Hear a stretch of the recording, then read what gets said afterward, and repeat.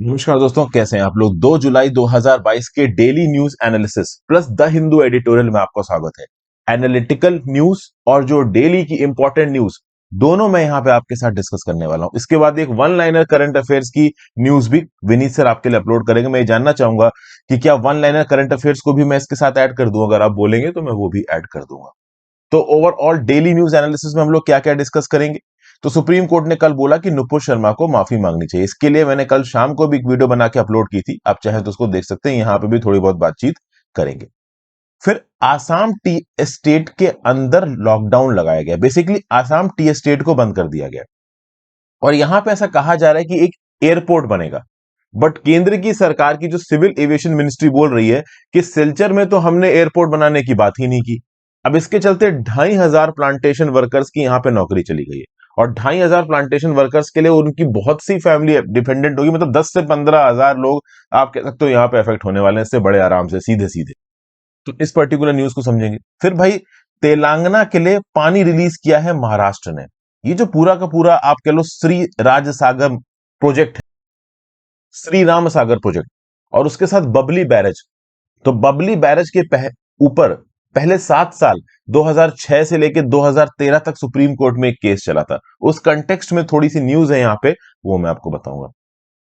फिर भाई, मोदी जी ने पुतिन के साथ फोन पे बातचीत की है। क्या बातचीत हुई है इसको समझने की कोशिश करेंगे। गोल्ड के ऊपर कस्टम ड्यूटी यहां पे बढ़ाई गई है। इसके बारे में मैंने डिटेल में जो ड्यूटी कैलकुलेशन होता है वो कल की एक वीडियो में बताया था। वो आज सुबह ही लाइव हुई है, तो आप उस पर्टिकुलर वीडियो को भी देख लें।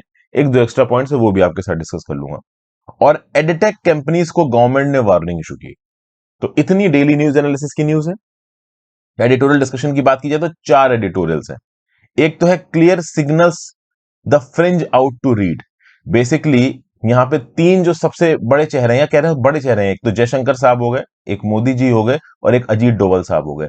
अभी रिसेंटली प्रॉफिट के ऊपर जो रिमार्क्स हुए थे, इसको लेके इंडिया के अगेंस्ट जो इंटरनेशनल कंडेमनेशन आया था, इसको लेके इन तीनों ही लीडर्स ने इंडिया की इमेज को अच्छी करने की कोशिश की। तो इसको देखेंगे। फिर भाई, taming the tiger, BJP deflected attention from defection by allowing Shinde, Shinde retains an identity. तो ये जो महाराष्ट्र की क्राइसिस है, इससे रिलेटेड एक आर्टिकल है। जीएसटी से रिलेटेड एक आर्टिकल है, सेंटर स्टेट डायलॉग्स। हालांकि जीएसटी वाले इस आर्टिकल में बहुत शॉर्ट में चीजें बता रखी हैं, डिटेल नहीं बताई हैं, बट ठीक है, काम भर की चीज आपको बता दूंगा। और recommended a dose of humour and democracy. तो यहां पे टोटलिटेरियनिज्म की बात कर रहे हैं ओवरऑल। रिपब्लिक ऑफ इंडिया में टोटलिटेरियनिज्म आ गया है। फैजल सीके साहब का आर्टिकल है, आप समझ ही सकते हो कि काफी एक क्रूड आर्टिकल है। इनडायरेक्टली केंद्र की सरकार को क्रिटिसाइज कर रहा है, टोटलिटेरियनिज्म की बात कर रहा है। तो एग्जाम्स पर्सपेक्टिव से कुछ भी इंपॉर्टेंट नहीं है। आइडियोलॉजी जिसकी प्रो है या अगेंस्ट है, वो चाहे तो इस आर्टिकल को पढ़ सकते हैं। मैं अभी के लिए इस आर्टिकल को आपके साथ डिस्कस नहीं कर रहा हूं। आगे बढ़ने से पहले वीडियो पे लाइक का बटन, दोस्तों चैनल को अब तक शेयर और सब्सक्राइब नहीं किया कर लीजिए। इंस्टाग्राम पे फॉलो कर लीजिए, टेलीग्राम ग्रुप ज्वाइन कर लीजिए। दोनों ही का लिंक आपको नीचे मिल जाएगा। इंस्टाग्राम पे आपके साथ जोड़ने की कोशिश करता हूँ, टेलीग्राम पे आपको इस लेक्चर की पीडीएफ और लेक्चर की नोटिफिकेशन दोनों अवेलेबल करवा देता हूँ। ज्यादा से ज्यादा लोग से लेक्चर को शेयर करें, हो सके दोस्तों तो ज्वाइन बटन दबा के और सुपर थैंक्स का ऑप्शन दबा के हेल्प करें। दोनों ही चीजें आपको लाइक बटन के बगल मिल जाएंगे and they are very very helpful. Word of the day, debunk. Debunk का मतलब क्या होता है? एक्सपोज द फॉल्सनेस और हॉलीनेस ऑफ। बेसिकली किसी भी पर्टिकुलर आइडिया के अंदर जो फ्लॉज है उनको पॉइंट आउट करना। ठीक है ना। तो कोई बता रहा है मैं बहुत बड़ा हूं, मैं बहुत बड़ा हूं, बट नीचे से बिल्कुल गिरा हुआ है, कुछ भी मतलब नहीं है उसका। कह रहा मैं बहुत अमीर हूं, बहुत अमीर है, अंदर से पता चला बैंकरप्ट है। तो डिबंक द फॉल्सनेस मतलब किसी चीज की जो ग्रेविटी सामने से नजर आ रही है उसकी एक्चुअलिटी को सामने ले आना। ठीक है ना भाई। तो ये ओवरऑल यहां पे बताया जा रहा है।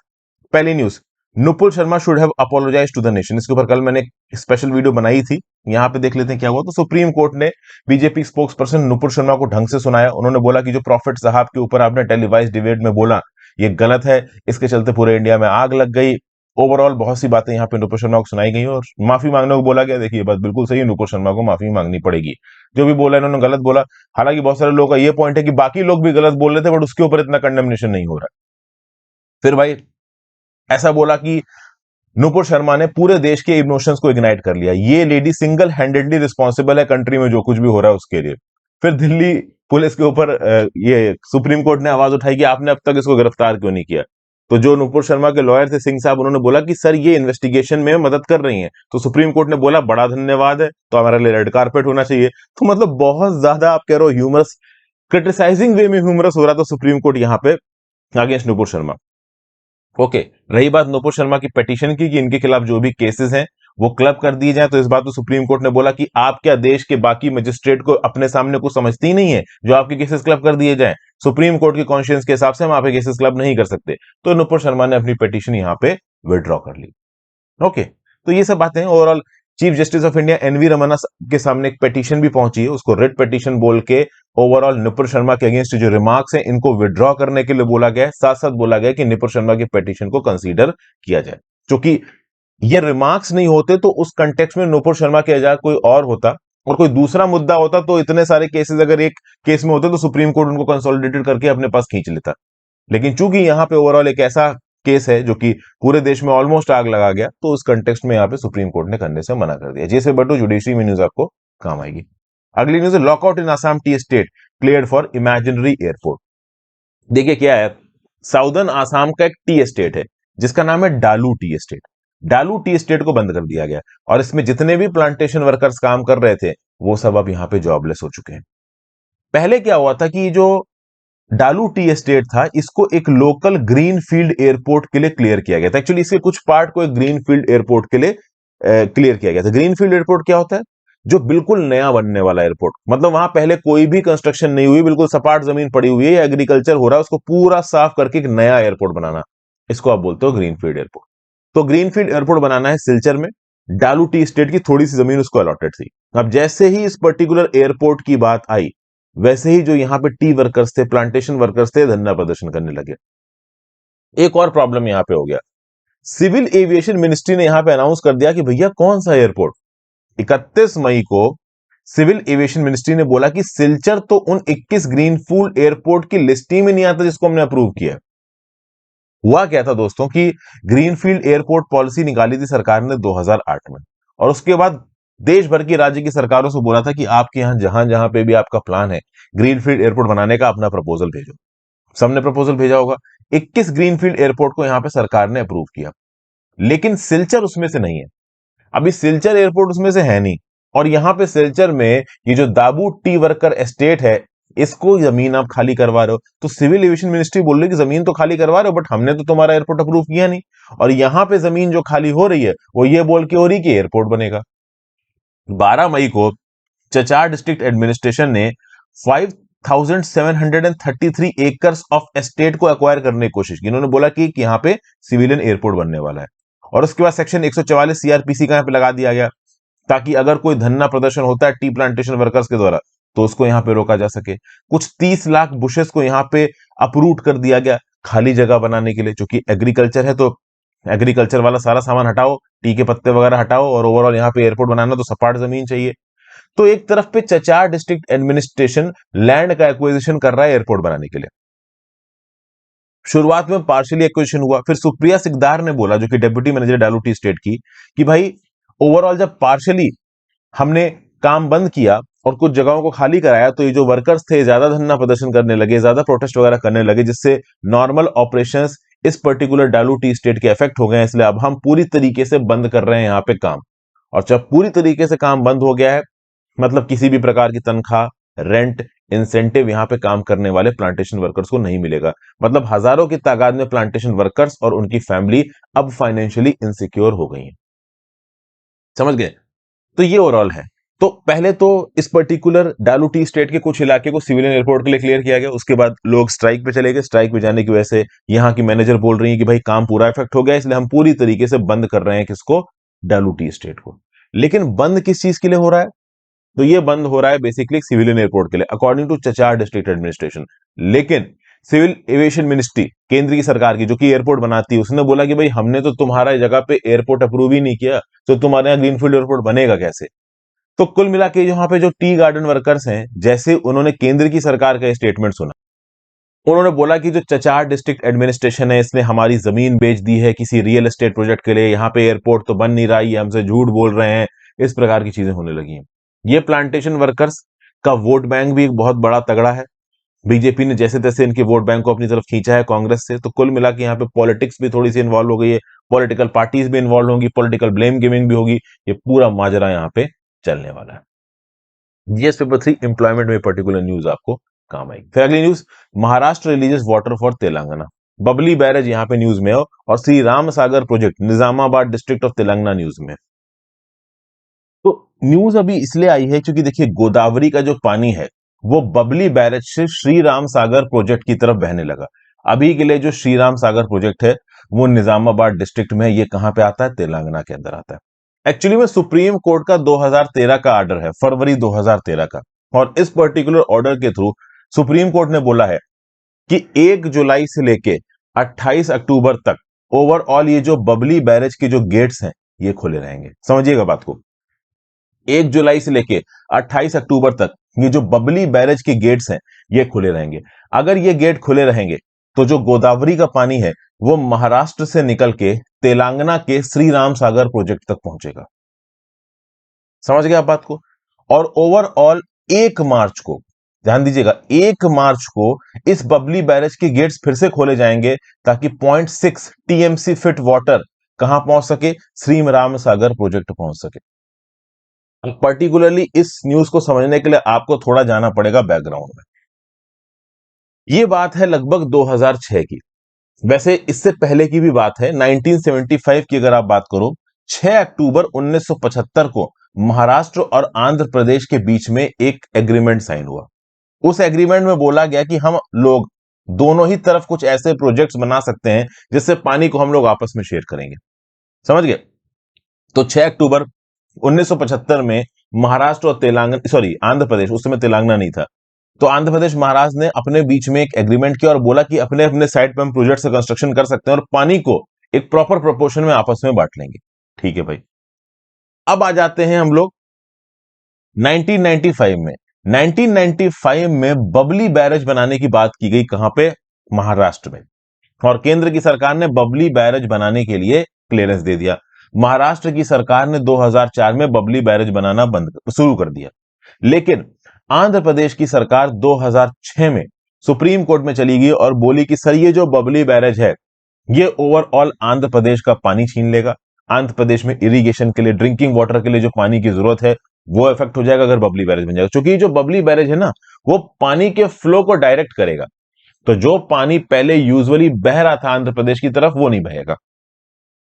ये सुप्रीम कोर्ट में केस पहुंचा और सुप्रीम कोर्ट में समझ लीजिए कि 7 साल तक ये केस चला है। ये जो बबली बैरेज है ये आंध्र प्रदेश और महाराष्ट्र के बॉर्डर से केवल 30 किलोमीटर दूर है। अब आंध्र प्रदेश में इसलिए बोल रहा हूं क्योंकि यहाँ पहले का आंध्र प्रदेश था यहाँ पे, क्योंकि ये प्रोजेक्ट थोड़ा हिस्टोरिकल उसमें चला जाता है। अभी के लिए तो तेलंगाना बन चुका है, क्योंकि वो हिस्सा आंध्र प्रदेश से अलग होकर तेलंगाना हो गया। तो ओवरऑल बबली बैरेज बनाने से महाराष्ट्र के अंदर 8,000 हेक्टेयर्स की इरिगेशन होती है। ड्रिंकिंग वाटर मिलता है 60 विलेजेस और टाउन्स को। लेकिन ओवरऑल आंध्र प्रदेश, उस समय के आंध्र प्रदेश का क्या बोलना था कि भाई हमारे यहां पे भी तो पानी कम हो रहा है। वो उस समय का आंध्र प्रदेश, आज तेलंगाना बन चुका है, कंफ्यूज मत होना। जो गोदावरी है ना वो नंदेड़ से जाती है श्री राम सागर प्रोजेक्ट में, और ये जो जाने का रास्ता है इसके बीच में आता है बबली बैरेज। तो बबली बैरेज चाहे तो पानी भेजे, बबली बैरेज ना चाहे तो पानी ना भेजे। आंध्र प्रदेश ने सुप्रीम कोर्ट में 2006 में जाके क्या बोला कि इस प्रकार का अगर आप बबली बैरेज बनाएंगे तो एक तो श्री राम सागर प्रोजेक्ट के पास पानी नहीं पहुंचेगा। फिर आंध्र प्रदेश की 6 नॉर्दर्न डिस्ट्रिक्ट जो कि आज की डेट में तेलंगाना में जा चुकी हैं, आदिलाबाद, निजामाबाद, करीमनगर, वारंगल, नालगोंडा, खम्माम, मेडक, यहां पे पानी नहीं पहुंचेगा, ना इरिगेशन के लिए ना पीने के लिए। 7,28,434, 7,28,434 जो हेक्टेयर्स है श्री राम सागर प्रोजेक्ट का, ये यहां पे इफेक्ट हो जाएगा। इसलिए सुप्रीम कोर्ट में आंध्र प्रदेश से ने बोला कि महाराष्ट्र के इस बबली बैरेज को तोड़वा दीजिए सर। सुप्रीम कोर्ट ने बोला भाई देखो तोड़ा नहीं जा सकता, थोड़ा बहुत तो देखो यहां पे बनेगा। ये ओवरऑल आप देखो, इधर आपको ग्रीन में नजर आ रहा है महाराष्ट्र और इस तरफ आपको लाल में नजर आ रहा है अभी का तेलंगाना जो कि पहले आंध्र प्रदेश था, और यहां पे आपको बबली बैरेज नजर आ रहा है। ये लगभग आप कह सकते हो 30 किलोमीटर दूर है बॉर्डर से, और ये जो यहाँ पे पानी की बॉडी दिख रही है ना आपको नीले में, ये श्री राम सागर प्रोजेक्ट। ठीक है, तो श्री राम सागर प्रोजेक्ट में पानी पहुंचाने के लिए गोदावरी नदी बहुत इंपॉर्टेंट थी, और ओवरऑल इस पर्टिकुलर बैरेज ने गोदावरी नदी के पानी के फ्लो को रेगुलेट किया। इसलिए सुप्रीम कोर्ट ने 2013 में अपना डिसीजन दिया। ठीक है, और 2013 के इस डिसीजन के थ्रू क्या बोला गया कि भाई 1 जुलाई से 28 अक्टूबर बबली बैरेज के गेट खुले रहेंगे और इस श्री राम सागर प्रोजेक्ट में पानी जाएगा। उसके बाद बबली बैरेज के गेट बंद हो जाएंगे और 29 अक्टूबर से 30 जून तक जो भी पानी है वो महाराष्ट्र अपने हिसाब से इस्तेमाल कर सकता है। समझ गए? तो 29 अक्टूबर टू 30 दिन गोदावरी का जो पानी है बबली बैरेज को बंद करके पूरी तरीके से महाराष्ट्र को लोकेट कर दिया गया, और 1 जुलाई टू 28 अक्टूबर इस बबली बैरेज को खोल के जो पानी है वो श्री राम सागर प्रोजेक्ट तक भेजा जाएगा। ये यहां पे सुप्रीम कोर्ट ने जजमेंट दिया कब? 2013 में। इनफैक्ट शायद 28 फरवरी 2013 को ये जजमेंट दिया गया था। तब से इस जजमेंट को इंप्लीमेंट किया जा रहा है। तो अभी रिसेंटली 1 जुलाई थी कल, तो कल चूंकि 1 जुलाई थी तो उसी लिए गेट खोले गए थे। किसके? बबली बैरेज के। तो इसलिए पर्टिकुलर मुद्दा यहाँ पे न्यूज में है, याद रखिएगा इसको। ओके, चलिए आगे चलते हैं। ये GS paper 2 water resources interstate disputes के रिस्पेक्ट में इंपॉर्टेंट था। Modi holds talk with Putin. Narendra Modi ji ने फोन पे रशियन प्रेसिडेंट व्लादिमीर पुतिन से बातचीत की है। मोदी जी ने रिसेंटली ही G7 समिट में पार्टिसिपेट किया और G7 समिट के बाद उन्होंने मॉस्को से भी बातचीत की। G7 समिट में ऑब्वियस सी बात है बहुत सारी एंटी रशिया बातें यहाँ पे की गई, लेकिन इन एंटी रशिया बातों में ऑब्वियस सी बात है इंडिया सीधे सीधे इन्वॉल्व था नहीं, और इंडिया बैक एंड से हमारे प्रधानमंत्री मोदी इस बात को इंश्योर करते हैं कि रशिया के साथ हमारे रिश्ते बने रहे। यूक्रेन क्राइसिस के ऊपर भी बातचीत हुई, ग्लोबल कमोडिटीज मार्केट के ऊपर भी बातचीत हुई। दिसंबर 2021 में जब प्रेसिडेंट व्लादिमीर पुतिन इंडिया आए थे, उस समय पे जो भी डिसीजंस लिए गए थे इसको भी इंप्लीमेंट करने के लिए यहाँ पे बातचीत हुई। फिर कैसे बायलैटरल ट्रेड में, एग्रीकल्चर गुड्स में, फर्टिलाइजर और फार्मा प्रोडक्ट्स में जो ट्रेड है इंडिया रशिया का उसको बढ़ाया जा सकता है, कैसे पेमेंट सिस्टम्स को इवॉल्व किया जा सकता है, इन सब चीजों के बारे में बात हुई। इंडिया ने बोला कि भाई हमारी तो long standing position in favour of dialogue and diplomacy. Putin ji ने बोला जी ठीक है, हम बिल्कुल ध्यान देंगे। अब ध्यान तो वो वैसे भी नहीं देंगे, सबको पता है। पुतिन 6 दिसंबर 2021 को एनुअल इंडिया रशिया समिट के लिए इंडिया आए थे। डिप्लोमेटिक कंसल्टेशन यहां पे जारी है। हालांकि रशिया यूक्रेन के बीच में जो वॉर है वो भी भयंकर जारी है। अब ऐसा अकेले मोदी जी नहीं जो G7 समिट के बाद बातचीत कर रहे हैं रशियन प्रेसिडेंट से। G7 समिट के बाद इंडोनेशियन प्रेसिडेंट जोको विडोडो तो यूक्रेन कीव चले भी गए और मॉस्को भी चले गए, और दोनों ही साइड्स के साथ बातचीत कर रहे हैं। मतलब इंडोनेशिया, इंडिया, इंडिया अकेला नहीं है जो हर प्लेयर के साथ अपनी पावर को बैलेंस करने की कोशिश कर रहा है। हाँ, ये अलग बात है कि यूक्रेन को इंडिया खटकता होगा। इंडिया एक बहुत बड़ी इकोनॉमी है, एक बहुत बड़ी पावर है, और वो रशिया के साथ खड़ी हुई है यूक्रेन वॉर में, तो इस बात को लेकर यूक्रेन नाराज है। बट यूक्रेन के रिश्ते हमारे से कोई बहुत ज्यादा अच्छे नहीं है, बहुत ज्यादा खराब भी नहीं है। यूक्रेन ने डिप्लोमेटिकली किसी पर्टिकुलर स्टैंड पे इंडिया को एक लिमिट से ज्यादा सपोर्ट नहीं किया है, ठीक है। लेकिन रही बात रशिया की, तो रशिया एक बहुत बड़ा स्ट्रेटेजिक अलाई रहा है इंडिया का हमेशा से, तो डेफिनेटली हम रशिया के अगेंस्ट तो नहीं जा सकते। फिर रिसेंटली प्रेसिडेंट पुतिन साहब तजिकिस्तान गए, तुर्कमेनिस्तान गए, जहां पे कैस्पियन सी स्टेट्स जैसे कि अजरबैजान, ईरान और कजाकिस्तान से बैठ के बातचीत की। यहां पे प्रेसिडेंट पुतिन ने वेस्टर्न पावर्स को एक्यूज किया, उनके ऊपर इल्जाम लगाया कि you are responsible for the Ukrainian crisis. फिर लेटेस्ट जो रशियन एयर स्ट्राइक्स हुई हैं ओडेसा में, कीव में, इसकी वजह से सब्सटेंशियल सिविलियन क्लोजलिटीज हुई हैं। इस बात को भी इंडिया यहाँ पे मॉनिटर कर रहा है। इंडिया अभी के लिए एक रशियन क्रूड ऑयल का बहुत बड़ा थोक आप कह सकते हो प्रोड्यूसर निकल के आया है। अगर देखा जाए तो ऑन एन एवरेज जून में हर दिन हमने रशिया से 1.2 मिलियन बैरल तेल खरीदा है। ये बात बिल्कुल सच है कि इतना तेल हमने पहले रशिया से नहीं खरीदा, बट खरीदा है। एक कमोडिटी शॉक आने के बाद हम रशिया से और चीजें भी खरीद रहे हैं। जैसे कि ऐसा बताया जाता है कि अप्रैल से जुलाई के बीच में इंडिया ने रशिया से 3.5 लाख टन डायमोनियम फॉस्फेट खरीदा। 350,000, 3,50,000, 3,50,000 टन ऑफ हमने डाई अमोनियम फॉस्फेट रशिया से खरीदा है।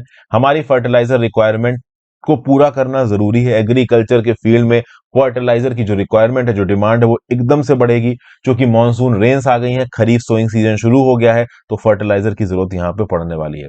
और हमें श्रीलंका जैसी बेवकूफी नहीं करनी है ऑर्गेनिक एग्रीकल्चर ला। खैर इंडिया में वो हो भी नहीं सकता, श्रीलंका छोटी कंट्री थी, तो लगा होगा राजा पाकसास को कि ऑर्गेनिक कर देते हैं, बर्बाद हो गए। बट इंडिया बहुत बड़ी कंट्री, ऑर्गेनिक यहाँ पे पॉसिबल नहीं है, ठीक है भाई। फिर कुछ मुद्दे ऐसे हैं जहां पे इंडिया रशिया के साथ वाकया नहीं लग रहा है। जैसे कि ब्रिक्स समिट में रशिया ने बोला कि एक रिजर्व करेंसी बनाते हैं, ठीक है ना, और उस रिजर्व करेंसी में पेमेंट करेंगे। अभी क्या है कि इंटरनेशनल ट्रेड में ज्यादातर पेमेंट डॉलर्स पे होती है, तो चूंकि यूएस डॉलर का कंट्रोल भारत, सॉरी, यूएस की सरकार के हाथ में है, तो ट्रेडिंग में रशिया को प्रॉब्लम आ जाती है। तो रशिया बोल रहा है एक काम करो, यूएस डॉलर्स में ट्रेड ही नहीं करते, एक नई रिजर्व करेंसी बनाते हैं। लेकिन इंडिया ये नहीं चाहता है। इंडिया यूएस डॉलर के साथ एसोसिएटेड रहना चाहता है। रशिया हमारा दोस्त जरूर है, बट उसकी दोस्ती में हम इतने नहीं दीवाने हो जाएंगे कि अपना ही नुकसान कर लें। तो इसी कंटेक्स्ट में ये जो यूएस डॉलर से इसी में ट्रेड जारी रखना चाहता है, तो रशिया का जो आइडिया है रिजर्व करेंसी बनाने का, इसमें किस हद तक इंडिया इंटरेस्टेड होगा इसके ऊपर थोड़ा डाउट है। प्लस रिसेंटली ही जो ब्रिक्स के दो मेन मेंबर्स हैं रशिया और चाइना, इनका प्लान ये है कि ब्रिक्स का एक्सपेंशन किया जाए। और शायद रशिया चाइना दोनों चाहते हैं कि ब्रिक्स के एक्सपेंशन के तौर पे पाकिस्तान भी ब्रिक्स का हिस्सा बन जाए। इंडिया ये नहीं होने देगा। और चूंकि देखिए ब्रिक्स में अगर पाकिस्तान की मेंबरशिप हो जाती है तो इंडिया पाकिस्तान एक दूसरे के ऊपर इल्जाम ही लगाते फिरेंगे। आप देखें यहाँ पे इसमें सार्क में क्या हो रहा, south Asian association of regional corporation में सार्क काम ही नहीं कर पा रहा, मतलब बेकार हो चुका है, बर्बाद हो चुका है इंडिया पाकिस्तान की राइवलरी के चलते। ब्रिक्स एक्चुअली में बर्बाद नहीं होगा क्योंकि चाइना रशिया जैसे बड़े प्लेयर्स भी हैं उसमें, बट ओवरऑल इंडिया की स्ट्रेटेजिक क्लाउड के पर्सपेक्टिव से पाकिस्तान ब्रिक्स का मेंबर बने ये सही नहीं। और इंडिया पूरी कोशिश करेगा कि पाकिस्तान ब्रिक्स का मेंबर ना बने और चाइना पूरी कोशिश करेगा कि पाकिस्तान ब्रिक्स का मेंबर बने। कौन जीतता है वो आगे देखेंगे। अभी तक तो देखिए स्ट्रेटेजिक बैटल्स में चाइना ही जीतता आ रहा है, इसमें दो राय नहीं है। GS paper 2, international relations, effect of policies and politics of developed and developing countries on India's interest, Indian diaspora में न्यूज आपको काम आएगी। फिर अगली news, government hikes duty on gold on question rupee. आज जो सुबह मैंने वीडियो बनाई है उसमें 5 से 12.5%, सॉरी 7.5 से 12.5% का duty hike, basic duty hike, और 10.75% से 15 या 15.75% का ड्यूटी हाइक। इसको समझने के लिए एक्चुअली में कस्टम ड्यूटी कैलकुलेशन कैसे होती है इसको समझने के लिए मेरी वीडियो देखिए, वहां पे मैंने बहुत डिटेल में चीजें आपको समझाई है। बेसिकली यहाँ पे गोल्ड के ऊपर बेसिक कस्टम ड्यूटी क्यों बनाई गई है। हम बहुत बड़ी क्वांटिटी में गोल्ड इंपोर्ट करते हैं। India is one of the largest importer of gold. हम सेकंड नंबर पे सबसे ज्यादा गोल्ड इंपोर्ट कर रहे हैं चाइना के बाद। अब इस गोल्ड इंपोर्ट के चलते जो हमारी ट्रेड डेफिसिट है वो बढ़ रही है। एक्चुअली मई के महीने में हमारी जो ट्रेड डेफिसिट है वो $44.3 बिलियन। हमने इंपोर्ट एक्सपोर्ट से $24.3 बिलियन के ज्यादा किए। अगर आप गोल्ड के इंपोर्ट की बात करो तो गोल्ड का इंपोर्ट मई 2021 के कंपैरिजन में 9 गुना ज्यादा था। जितना हमने मई 2021 में इंपोर्ट किया था उसका 9 गुना मई 2022 में इंपोर्ट किया। $7.7 बिलियन का इंपोर्ट है मई 2022 में गोल्ड का। तो गोल्ड के इंपोर्ट को रोकना जरूरी है ट्रेड डेफिसिट को कम करने के लिए। ठीक है भाई, इसलिए यहां पे गोल्ड के ऊपर जो बेसिक कस्टम ड्यूटी है उसको बढ़ाया गया, लेकिन एक लिमिट से ज्यादा बढ़ा नहीं सकते क्योंकि गोल्ड के ऊपर बहुत सी नौकरियां डिपेंडेंट है। गोल्ड एक बहुत बूमिंग इंडस्ट्री है, बहुत सारे ज्वेलर्स, मेटल रिसाइकलर्स इस फील्ड में काम कर रहे हैं, तो उनका धंधा बंद भी नहीं कराया जा सकता। अगर गोल्ड के ऊपर एक लिमिट से ज्यादा इंपोर्ट ड्यूटी बढ़ाओगे तो गोल्ड की इंडस्ट्री बैठ जाएगी, हजारों लाखों की तादाद में लोगों की नौकरियां भी जाएंगी, तो हमें वो भी नहीं चाहिए। ओके, वर्ल्ड गोल्ड काउंसिल का यह बोलना है कि इंडिया चौथे नंबर का सबसे बड़ा देश है गोल्ड रिसाइकलिंग में। 2021 में इंडिया ने 75 टन गोल्ड रिसाइकिल किया है, जो कि दुनिया भर का आप कह सकते हो रिसाइकिल्ड गोल्ड का 6.5% है। 2021 में इंडिया ने कितना गोल्ड इंपोर्ट किया? 1067 टन। 2020 में इंडिया ने कितना गोल्ड इंपोर्ट किया था? 430 टन। तो मतलब 2020 के कंपैरिजन में 2021 में हम दोगुने से ज्यादा बढ़ चुके हैं। 2021 में जो 1067 टन का इंपोर्ट है ना, 2019 में कितना था? 836.38। मतलब प्री पैंडेमिक ईयर में भी हमने जितना गोल्ड इंपोर्ट किया था उससे कहीं ज्यादा गोल्ड हमने 2021 में इंपोर्ट किया। अब 2021 में ब्रेकअप देखा जाए इंपोर्ट का तो स्विट्जरलैंड से आया 470 टन, यूएई से आया 120 टन, साउथ अफ्रीका से आया 71 टन लगभग 72, और गिनी से आया लगभग 59 टन। ओके, सबसे बड़ा कंज्यूमर और इंपोर्टर कौन है गोल्ड का? चाइना है। दूसरे नंबर पर लगभग इंडिया आता है। जिस पेपर 2 गवर्नमेंट पॉलिसीज में न्यूज आपको काम आएगी। फिर आज की आखिरी न्यूज, गवर्नमेंट ने एडटेक कंपनीज को धमकी दी है। अभी क्या है कि एडटेक की एक रेगुलेटरी बॉडी है इंडिया एडटेक कंसोर्टियम। ये internet and mobile association of India के अंदर काम करती है। इसको यहां पे बुलाया गया और केंद्र की सरकार ने झाड़ लगाई, बोला ये जो तुम अनफेयर ट्रेड प्रैक्टिसेस कर रहे हो ना, ये मत करो। अनफेयर ट्रेड प्रैक्टिसेस मतलब फर्जी के एडवर्टीजमेंट, गलत एडवर्टीजमेंट। ट्रांसपेरेंसी रखो अपने काम करने के तरीके में। जो सेक्रेटरी हैं डिपार्टमेंट ऑफ कंज्यूमर अफेयर्स के श्री रोहित कुमार सिंह, इन्होंने इंडियन एडटेक कंसोर्टियम के साथ मीटिंग की और इस कंसोर्टियम के अंदर बड़ी बड़ी एडटेक की कंपनियां थी, जैसे अपग्रेड हो गया, Byju's, Unacademy, Vedantu, to Great Learning, White Hat Junior, ये सब बड़े नाम है, सनस्टोन, ये सब बड़े नाम है एडटेक सेक्टर के। ओके, अब ये नाम हमेशा सही वजहों से न्यूज में नहीं रहते। कभी कभी आपने सुना होगा, अभी रिसेंटली आप सुन रहे हो कि बहुत सारे इंप्लॉयज को निकाल दिया बैजूस ने। यही न्यूज कुछ दिन पहले अन अकेडमी के लिए निकल के आ रही थी। प्लस अनफेयर ट्रेड प्रैक्टिसेस, गलत प्रकार से एडवर्टीजमेंट करना, एडवर्टीजमेंट गाइडलाइंस को वायलेट करना। ऐसा बताया जाता है कि इंडियन एडटेक सेक्टर में सबसे ज्यादा गाइडलाइंस वायलेट की जाती हैं advertisement standard council of India की। और ये जो आईईसी है, Indian edtech consortium, Indian startups में इंडियन लर्नर कम्युनिटी में एडटेक स्टार्टअप्स 95%। तो बेसिकली एडटेक जो इकोसिस्टम है इंडिया का वो बहुत तेजी से आगे बढ़ रहा है, लेकिन at the same point of time इसमें ट्रेड प्रैक्टिसेस फेयर नहीं है। ट्रेड प्रैक्टिसेस को ग्राउंड लेवल पे गलत तरीके से एग्जीक्यूट किया जा रहा है। इसलिए भारत सरकार के जो सेक्रेटरी हैं डिपार्टमेंट ऑफ कंज्यूमर अफेयर्स की, उन्होंने यहां पे एक वार्निंग इशू की है कि भाई आपकी सेल्फ रेगुलेटरी बॉडी इसलिए बनाई गई है ताकि आप प्रॉपर तरीके से काम करिए। अगर आपके काम करने के तरीके में फर्जीवाड़ा दिखेगा तो हम यहां पे एक्शन लेंगे। जैसा कि मैंने आपको बताया, recently advertisement standing council of India की रिपोर्ट ने क्या बोला कि जो एजुकेशन कैटेगरी है, this is the largest violator of advertisement code in 2021-22। तो लेट्स सी यहां पे आगे क्या होने वाला है। ओवरऑल धमकी तो मिली है इस किसको, इंडिया एडटेक कंसोर्टियम को। ये क्या ग्राउंड लेवल पे स्टेप्स लेते हैं, this is a thing to see. General studies paper 2 issues related to education में न्यूज आपको काम आएगी। आगे आ जाते हैं अपने एडिटोरियल डिस्कशन पे दोस्तों। सबसे पहले बात करेंगे clear signals the fringe out to read with three of the most visible faces in the country highlighting India's inclusivity and tolerance। the message is clear। Editorial यहां पे शुरू कर रहा हूं दोस्तों। वीडियो को अब तक लाइक ना किया हो तो लाइक जरूर कर देना वीडियो के एंगेजमेंट को बढ़ाने के लिए। तो देखिए पिछले एक हफ्तों में तीन इंडिया के one of the most important functionaries ने यहां पे स्टेटमेंट दिए। एक स्टेटमेंट आया हमारे external affairs minister S Jaishankar साहब की तरफ से। मुस्लिम कंट्रीज ने जो निगेटिव रिमार्क्स दिए थे इंडिया को लेके, जब हमारे ये जो रूलिंग पार्टी है बीजेपी, इसके नवीन जिंदल और नुपुर शर्मा ने उल्टे सीधे स्टेटमेंट्स दे दिए, तो इस बात को लेके बहुत सी अरब कंट्रीज नाराज हो गई। तो इन मुस्लिम कंट्रीज के टेम्पर्स को शांत करने के लिए इंडिया ने भी ओवरऑल यहां पे स्टेप्स ली। जो हमारे एक्सटर्नल अफेयर्स मिनिस्टर है जयशंकर साहब, इन्होंने बोला कि भाई देखिए सेंसिबिलिटीज और सेंसिटिविटीज लोगों की अफेक्ट हुई है। तो जयशंकर साहब ने इसके ऊपर स्टेटमेंट दिया। National security adviser Ajit Doval साहब ने यहां पे स्टेटमेंट दिया। उन्होंने बोला कि इस पर्टिकुलर इंसिडेंट से नो डाउट इंडिया की जो ग्लोबल अंडरस्टैंडिंग है, जो ग्लोबल आप कह लो इंडिया की आउटरीच है, हार्ड रीच है, वो यहां पे अफेक्ट हुई है और इंडिया के खिलाफ एक प्रकार की डिस इंफॉर्मेशन यहां पे स्प्रेड की गई है, ये यहां पे बोला जा रहा है। लेकिन अजीत डोभाल साहब ने यह भी बोला कि हमारे खिलाफ डिस इंफॉर्मेशन फैलाई जा रही है, लेकिन एक्चुअली में ऐसा है नहीं कि हमारे यहां पे इतना गलत हो जितना गलत दिखाया जा रहा है। इस तरीके की बात बोली गई है।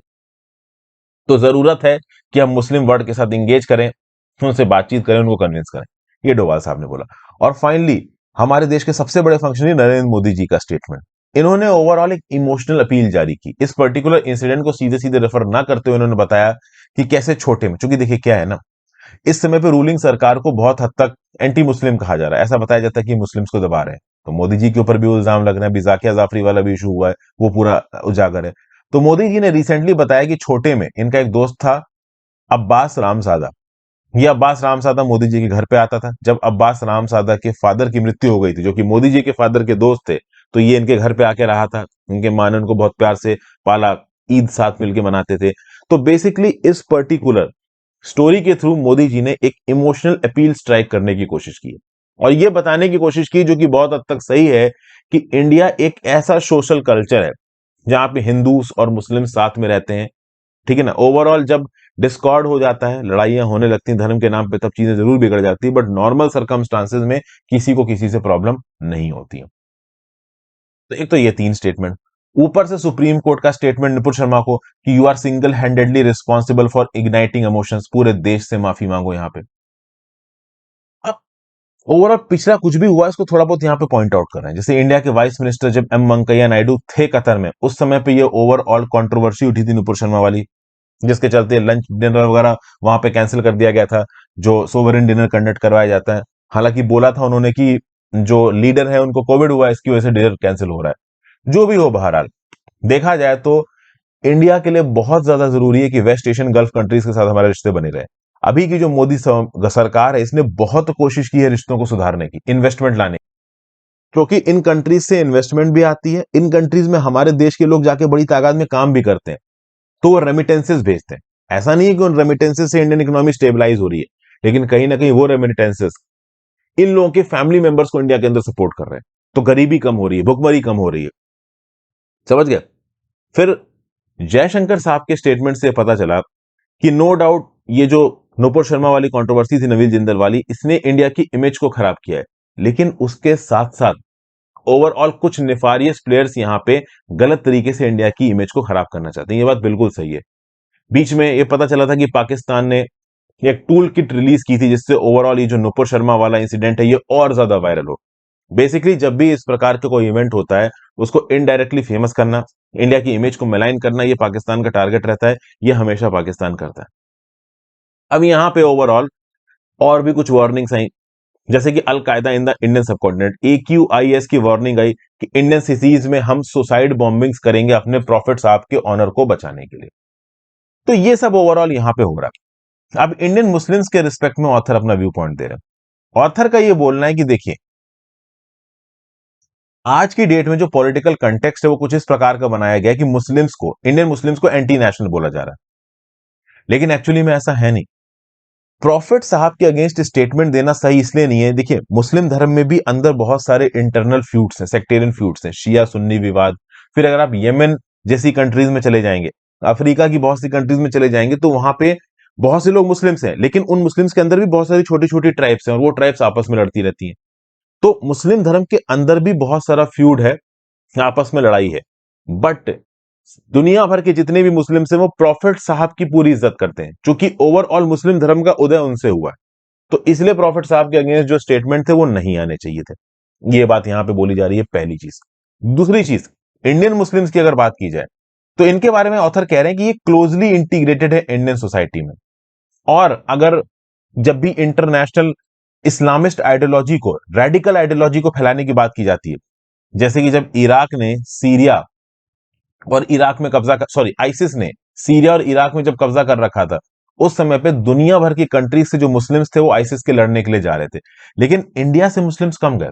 अगर आप फ्रांस की बात करो, यूएस की बात करो, यूके की बात करो, इनकी आबादी इंडिया से बहुत कम है, इनकी मुस्लिम आबादी भी इंडिया से बहुत कम है, लेकिन यहां से जितने लोग गए आइसिस के लड़ने के लिए और इंडिया से जितने लोग गए, इंडिया से बहुत कम मुस्लिम्स गए थे आइसिस से लड़ने के लिए, गए थे। लेकिन इससे पता क्या चलता है, इससे पता चलता है कि जो इंटरनेशनल टेरर ग्रुप्स है, इनकी आइडियोलॉजी थोड़ी बहुत इंडिया में फैली है, बट उस स्केल पे नहीं फैली है जिस स्केल पे ये फैलाना चाहते हैं। वहीं पे यूके फ्रांस में रहने वाले जो मुस्लिम्स हैं बहुत कम है, लेकिन वो बड़ी तादाद में आईसीस से लड़ने के लिए जा रहे हैं। तो क्या मतलब है? मतलब ये है कि जो इंडियन मुस्लिम्स हैं वो ओवरऑल उतने रेडिकलाइज नहीं है जितना उस समय पे उनको दिखाने की कोशिश की जा रही है। पहली बात तो ऑथर ये बोल रहा है। दूसरी बात, ये बात सही है कि जब भी इस्लाम धर्म के अगेंस्ट कुछ होता है तो इंडियन मुस्लिम्स यहां पे एजिटेशन करते हैं, लेकिन ये भी सही है, ऑथर बोल रहा है कि जब भी कोई वायलेंस होता है, कोई टेररिस्ट अटैक होता है, उसको भी जो इंडियन मुस्लिम्स हैं वो अपोज करते हैं। बेसिकली ऑथर यहां पे ये कहने की कोशिश कर रहा है कि इंडियन मुस्लिम्स आर प्रोग्रेसिव। यहां पे जो बड़ा मुद्दा है ऑथर ये बताने की कोशिश कर रहा है वो है पॉलिटिकल यूज ऑफ इस्लाम। दो तरीके की चीजें होती हैं, एक होती है रिलीजनाइजेशन ऑफ पॉलिटिक्स, दूसरी होती है पॉलिटिसाइजेशन ऑफ रिलीजन। इंडिया के अंदर दूसरी चीज हो रही है, politicisation of religion. Religionisation of politics तो पाकिस्तान जब बना तो पाकिस्तान ने अपने आप को इस्लामिक कंट्री डिक्लेयर कर दिया कि हमारा स्टेट धर्म ही इस्लाम है, मतलब हमारे यहाँ पे सब कुछ मुस्लिम धर्म के हिसाब से ही होगा। हाँ, उन्होंने थोड़ा बहुत सेक्युलर बातें करी, बट एक्चुअली में ग्राउंड लेवल पे उनके यहाँ पे सेक्युलर कुछ हुआ नहीं, ये जानते हैं। लेकिन इंडिया में वो पॉलिटिसाइजेशन ऑफ रिलीजन, मतलब रिलीजन की मदद से ओवरऑल वोट बैंक को मोबिलाइज करो और खुद इलेक्शन जीतने की कोशिश करो। और ये हर पॉलिटिकल पार्टी ने किया है। किसी एक आज की डेट में ऐसा बताया जाता है कि बीजेपी ऐसा कर रही, लेकिन सारी पॉलिटिकल पार्टीज ने ऐसा किया। ओके, ऑलमोस्ट सबने।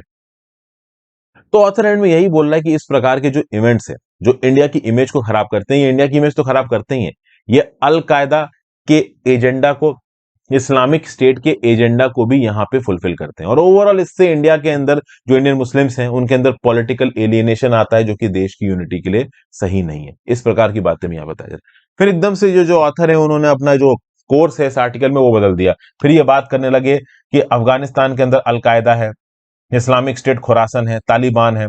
तो तालिबान और अलकायदा एक दूसरे के साथ जुड़े हुए हैं, ये मिलकर इस्लामिक स्टेट खुरासन को काउंटर कर सकते हैं। कल की डेट में अलकायदा हो सकता है कि बहुत ज्यादा स्ट्रांग हो जाए अफगानिस्तान के अंदर। अगर अलकायदा स्ट्रांग हो गया अफगानिस्तान के अंदर तो वो इंडिया के ऊपर अटैक करा सकता है। इस प्रकार की बातें भी ओवरऑल आर्टिकल बता रहा है ऑथर। बहुत ज्यादा रिलेटेबल तो नहीं है, दो आइडियाज को यहां पे मिक्स करने की कोशिश की यहां पे ऑथर ने। बेसिकली ऑथर शायद ये कहने की कोशिश कर रहा है कि देखिए, अफगानिस्तान का कॉम्प्लेक्स काफी हिला हुआ है। अफगानिस्तान में अलकायदा है, अलकायदा बहुत हद तक एंटी इंडिया भी रहा है। तो कल की डेट में अलकायदा बहुत ताकतवर हो जाता है तो वो इंडिया के अगेंस्ट इनडायरेक्ट अटैक करवा सकता है, और उस इनडायरेक्ट अटैक को करवाने के लिए अगर इंडियन मुस्लिम्स बहुत ज्यादा रेडिकलाइज्ड होंगे तो एक रिक्रूटिंग ग्राउंड मिल जाएगा अलकायदा को। जिससे इंडिया के लिए ये लोग इंटरनेशनल सिक्योरिटी फ्रंट पे प्रॉब्लम पैदा कर सकते हैं। कुछ इस प्रकार का व्यू पॉइंट ऑथर यहाँ पे दे रहे हैं। कोई बहुत ही सिंक्रोनाइज्ड या स्टेबल व्यू पॉइंट नहीं दिया। स्टेबल व्यू पॉइंट मतलब एक आर्टिकल होता है कि बड़ा जबरदस्त तरीके से शुरू हुआ और बड़ा जबरदस्त तरीके से एंड हुआ। यहाँ पे विनय कोरा साहब ने जो आर्टिकल लिखा है ना, वो सिंक में नहीं है, एक लाइन में नहीं है। कहते हैं ना कि यूपीएससी के आंसर लिखो तो कुछ इस प्रकार से लिखो कि हाँ भाई आपके आइडियाज कनेक्ट हो रहे हो और एंड में आपका कंक्लूजन जो है ना वो पूरे फ्लो ऑफ आइडियाज को डिफाइन करे। यहाँ इस आर्टिकल में ऐसा नहीं हो रहा है। ओवरऑल बहुत सारे अलग अलग डाइवर्ज व्यू पॉइंट को एकदम खिचड़ी से पका दिया ऑथर ने, तो उतना मजा सा नहीं आया आर्टिकल में। रीजन भी मजा इसलिए नहीं कि कंटेंट नहीं है, मजा इसलिए नहीं कि जो राइटिंग स्टाइल और ओवरऑल जो कंटेंट को मैच किया है वो थोड़ा सा डाइवर्जेंट है। बहरहाल एंड में ये बोल रहे हैं कि Indian government, highest judicial institution, Supreme Court, इन सबको मिलके इस समय पे including current political regime inclusivity और टॉलरेंस का माहौल लेके आना चाहिए। रूलिंग पार्टी के जो फ्रिंज एलिमेंट्स हैं उनको यहाँ पे थोड़ा दबाने की जरूरत है। ओवरऑल अननेसेसरी रिलीजियस रेफरेंसेस नहीं देने की जरूरत है। ये सब बातें ओवरऑल यहाँ पे कही जा रही हैं। फिर next, recommended a dose of humour and democracy. ये तो टोटलिटेरियनिज्म वाला आर्टिकल है जो कि मैं छोड़ रहा हूं, इसको अलग से डिस्कस करने की जरूरत नहीं है। आप चाहो तो अलग से पढ़ सकते हो, हालांकि कोई जरूरत नहीं है, कोई इतना इंपॉर्टेंट है नहीं। फिर अगला, taming the tiger on change in guard in Maharashtra. BJP deflected attention from the defection by allowing Shinde retain Sena identity. यहां पे क्या बताया जाए तो महाराष्ट्र में नई गवर्नमेंट बनी है भाई, इसके बारे में तो देखो आपको पता ही है। भारतीय जनता पार्टी ने जो चीफ मिनिस्टर की कुर्सी है वो शिंदे जी को दे दी है। देवेंद्र फडणवीस इस समय पे डेप्यूटी चीफ मिनिस्टर है। ठीक है भाई। शिवसेना, कांग्रेस और नेशनलिस्ट कांग्रेस पार्टी के अंदर जो अलायंस बना था वो अनकॉल्ड फॉर था एकनाथ शिंदे के हिसाब से। एक्चुअली में हुआ ये था कि यार 2019 में ना, ये बात बिल्कुल सही है कि शिवसेना और बीजेपी ने मिलकर इलेक्शन लड़ा था हिंदुत्व के एजेंडा पे, और बाद में शिवसेना ने अलग होकर सरकार बना ली कांग्रेस और नेशनलिस्ट कांग्रेस पार्टी के साथ। तो इस बात को लेके शिवसेना के अंदर जो एक कैडर था वो नाराज हुआ। उनकी आइडियोलॉजिकल जो मूरिंग है वो ये है कि बीजेपी के साथ एसोसिएटेड रहो, क्योंकि हम हिंदुत्व के एजेंडा पे यहाँ पे इलेक्शन लड़ रहे हैं। तो कहीं ना कहीं इस पर्टिकुलर फैक्टर का ऐसा बताया जाता है कि बीजेपी ने फायदा उठाया, सेना बीजेपी अलायंस हुआ। अभी के लिए ठाकरे जी चीफ मिनिस्टर नहीं है और उदय शिंदे, सॉरी, एकनाथ शिंदे जी यहाँ पे चीफ मिनिस्टर बन चुके हैं। तो एक प्रकार की पॉलिटिकल री इंजीनियरिंग हुई है और इस पॉलिटिकल री इंजीनियरिंग में बीजेपी जीत के आ रही है। 2019 में शिवसेना यहां पे जीती थी, ठीक है ना, और अभी 2022 की अगर बात की जाए तो यहां पे बीजेपी जीतती हुई नजर आ रही है। तो ओवरऑल ये महाराष्ट्र की पॉलिटिक्स में बीजेपी किस प्रकार से आगे बढ़ रही है, शिवसेना का इंपॉर्टेंस कम हो रहा है, ये सब बातें यहां पे बताई जा रही हैं। अब आगे आने वाले समय में शिवसेना अंदर से टूटेगी। जो शिंदे लेड फैक्शन है, जो उद्धव ठाकरे लेड फैक्शन है, ये आपस में किस हद तक लड़ेगा, पार्टी के नाम का, सिंबल का क्या होगा, पॉलिटिकल पार्टी के वर्कर्स किसको सपोर्ट करेंगे, शिवसेना के वर्कर्स, इन सब चीजों के ऊपर अभी एक सवाल है। तो जो पॉलिटिकल बैटल है महाराष्ट्र में खत्म नहीं हुआ है, दिस स्टिल कंटिन्यूइंग। इसका क्या फाइनल आउटकम होगा इसके बारे में अभी के लिए ज्यादा कुछ क्लियरली कहा नहीं जा सकता। फाइनली बात करते हैं reset mode on GST reform. Recently goods and services tax council की मीटिंग हुई 2 दिन की, और 9 महीने के बाद ये मीटिंग हुई थी। 4 जो ग्रुप ऑफ मिनिस्टर्स बनाए गए थे ना, उनमें से 3 ग्रुप ऑफ मिनिस्टर की रिकमेंडेशन को मान लिया गया, एक को थोड़ा पोस्टपोन किया गया है बात करने के लिए, जो अगस्त में मीटिंग होगी। जो पोस्टपोन किया गया वो यही है कि कसिनोज, गैम्बलिंग वगैरह पे जीएसटी वगैरह लगाना है कि नहीं लगाना। प्लस एक और यहाँ पे ग्रुप ऑफ मिनिस्टर बनाया गया है जो कि इस बात के ऊपर डिसीजन लेगा कि जीएसटी डिस्प्यूट्स के लिए एपेलेट ट्राइब्यूनल बनाना है कि नहीं बनाना है। प्लस इन्वर्टेड ड्यूटी स्ट्रक्चर को सुधारने के लिए यहाँ पे डिसीजन लिए गए। इन्वर्टेड ड्यूटी स्ट्रक्चर समझ रहे हो ना, कि फाइनली मान लो एक प्रोडक्ट बना ए, इस प्रोडक्ट को बनाने के लिए बी और सी प्रोडक्ट लग रहे थे। ए के ऊपर जो जीएसटी रेट है वो है 12% और बी के ऊपर है 18%। तो जो इनपुट प्रोडक्ट है उसके ऊपर आप जीएसटी ज्यादा लगा रहे हो और आउटपुट प्रोडक्ट के ऊपर जीएसटी कम लगा रहे हो, इसको आप बोलते हो इन्वर्टेड ड्यूटी स्ट्रक्चर। इसको यहां पे सुधारने की बात की है फाइनेंस मिनिस्टर ने। फिर जो जीएसटी का मल्टीपल रेट स्ट्रक्चर है, 5%, 12%, 18%, 28%, ये ओवरऑल क्वेश्चन में था कुछ महीनों पहले। ऐसा बोला जा रहा था कि इसको सिंप्लाइसाइज कर दो, एक 15 कर दो और एक 5% कर दो, मतलब बेसिकली जो अलग अलग स्लैब्स हैं आपके जीएसटी की इनको बदलो। लेकिन इन्फ्लेशन चूंकि ज्यादा है और ऑलरेडी इकोनॉमी में बहुत सारी चीजें हिली हुई हैं, तो इस समय पे भारत सरकार, जीएसटी काउंसिल इतना बड़ा स्टेप लेना नहीं चाहती। इन्फ्लेशन ऑलरेडी बहुत ज्यादा चल रहा है, एकदम से जीएसटी के अगर रेट्स आप रेवोल्यूशनराइज तरीके से बदलोगे तो ठीक नहीं रहेगा। उसका क्या इंटेंडेड आउटपुट आएगा वो अभी हम एज्यूम नहीं कर सकते। और ऑलरेडी जीएसटी कलेक्शन इस बार 1.44 लाख करोड़ का हुआ है, तो थोड़ा शांत बैठना ही ठीक है।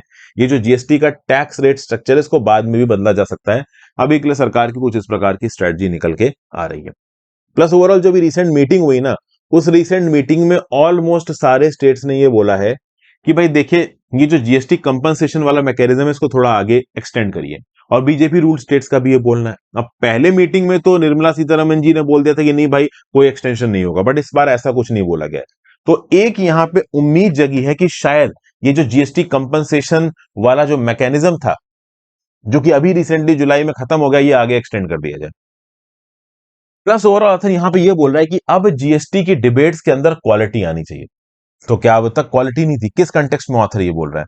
तो कंटेक्स्ट ये है कि रिसेंटली ही सुप्रीम कोर्ट ने बोला है कि जीएसटी काउंसिल में जो डिसीजन होता है, this is not binding on different states. तो अलग अलग राज्यों के ऊपर जीएसटी काउंसिल के डिसीजंस बाइंडिंग नहीं होंगे, राज्य अपने हिसाब से भी काम कर सकते हैं। अब किसी राज्य ने अपने इस राइट को असर्ट नहीं किया है, लेकिन इससे एक चीज बहुत क्लियर होती है कि अब अलग अलग राज्य सामने आए और ओवरऑल अपनी पूरी ताकत से अपनी बात को स्टेज पे रखें, अपनी बात को बनवाने की कोशिश करें। क्योंकि अब भले ही जीएसटी काउंसिल के अंदर नियम कानून पास कराने की जो मेजोरिटी है वो सरकार के पास है, एक तिहाई वोट सरकार के पास है, दो तिहाई स्टेट्स के पास है, 75% चाहिए होता है। तो सरकार और रूलिंग पार्टी मिलकर 75% पा सकता है। लेकिन जीएसटी काउंसिल में अगर आपने नियम कानून पास करा भी दिया तो वो भी इंडिविजुअल स्टेट्स के ऊपर एप्लीकेबल नहीं होगा सुप्रीम कोर्ट के हिसाब से। किसी भी स्टेट ने अपनी इस चीज को असर्ट नहीं किया है, लेकिन ओवरऑल इसके दम पे स्टेट्स एक मीनिंगफुल डिस्कशन तो कर ही सकते हैं जीएसटी काउंसिल के अंदर, अपने राइट्स को अपहेल्ड कराने के लिए, अपनी मांगों को पूरा करवाने के लिए। तो ये था आज का एडिटोरियल डिस्कशन। और करंट अफेयर्स देखिए आज ज्यादा था नहीं, इसलिए जल्दी यहाँ पे लेक्चर खत्म हो गया। सैटरडे को वैसे भी ज्यादा न्यूज रहती नहीं है। आई होप आपको मजा आया हो दोस्तों, लेक्चर इंटरेस्टिंग लगा हो। वीडियो को लाइक और शेयर कर दीजिएगा, इंस्टाग्राम पे फॉलो कर लीजिएगा, टेलीग्राम ग्रुप ज्वाइन कर लीजिएगा। ज्यादा से ज्यादा लोगों से लेक्चर को शेयर करें दोस्तों, वीडियो के एंगेजमेंट को बढ़ाने के लिए। और अगर आप वन लाइनर करंट अफेयर्स भी चाहते हो कि मैं इसमें जोड़ दूं तो वो भी मुझे बताइए। Have a great day.